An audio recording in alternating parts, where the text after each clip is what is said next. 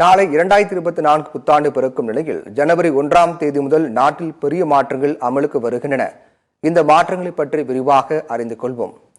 தொலைத்தொடர்பு நிறுவனங்கள் அனைத்தும் ஜனவரி 1ஆம் தேதி முதல் டிஜிட்டல் KYC செயல்பாடுகளை மேற்கொள்ளுமாறு அரசு அறிவுறுத்தியுள்ளது.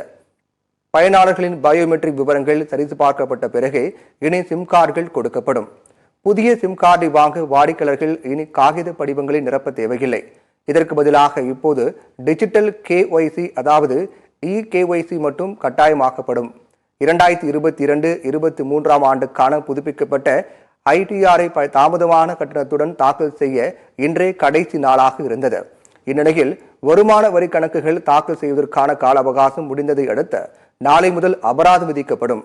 அதாவது வரி செலுத்துவோரின் வருமானம் 5 லட்சம் ரூபாய்க்கு மேல் இருந்தால் 5000 ரூபாய் வரை அபராதம் செலுத்த வேண்டும். அதே சமயம் வருமானம் 5 லட்சத்திற்கு குறைவாக இருந்தால் அபராத தொகை 1000 ரூபாய் ஆகும். வாடிக்கையாளர்களின் லாக்கர் ஒப்பந்தத்தை திருத்தி அமைக்குமாறு அனைத்து வங்கிகளையும் ரிசர்வ் வங்கி கேட்டுக் கொண்டுள்ளது. அதன்படி திருத்தப்பட்ட ஒப்பந்தத்தில் வாடிக்கையாளர்கள் இன்று வரை கையெழுத்திடவில்லை என்றால் நாளை முதல் லாக்கர் முடக்கப்படும். இதனால் அதில் உள்ள நகை பணத்தை வாடிக்கையாளர்கள் எடுக்க முடியாது. கடந்த ஓராண்டு அல்லது அதற்கு மேலாக பயன்படுத்தப்படாத பேடிஎம், கூகுள் பே, போன்பே போன்ற ஆன்லைன் பேமெண்ட் செயலியின் UPI ஐடிகள் நாளை முதல் நீக்கப்படும்.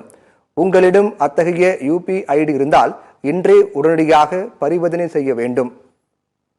ஆதார் அட்டையில் கட்டணம் எதுவுமின்றி மாற்றங்கள் செய்வதற்கான அவகாசம் இன்றுடன் நிறைவடைந்தது. நாளை முதல் ஆதார் அட்டையில் மாற்றங்கள் மேற்கொள்ள 50 ரூபாய் கட்டணம் செலுத்த வேண்டியிருக்கும். ப்ளூ டாட் உள்ளிட்ட எக்ஸ்பிரஸ் லாஜிஸ்டிக் பிராண்டுகளை இயக்கும் DHL குழுமம் ஜனவரி 1ஆம் தேதி முதல் பார்சல்களை அனுப்புவதற்கான சாதாரண கட்டணத்தில் 7% அதிகரிக்கப்படுவதாக அறிவித்துள்ளது. இதனால் ஸ்கிப்பிங் நிறுவனம் மூலம் வாடிக்கையாளர்கள் பார்சல்களை அனுப்புவதற்கு கூடுதல் கட்டணம் செலுத்த வேண்டியிருக்கும்.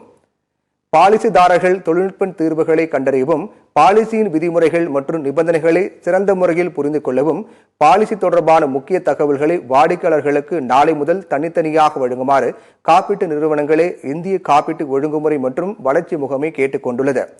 மாருதி, ஸ்விக்கி, ஹுண்டாய், மெர்சிடிஸ் மற்றும் ஆடி போன்ற நிறுவனங்கள் பணவீக்கம் மற்றும் பொருட்களின் விலை உயர்வை காரணம் காட்டி கார்களின் விலையை 2% அதிகரிப்பதாக அறிவித்துள்ளன.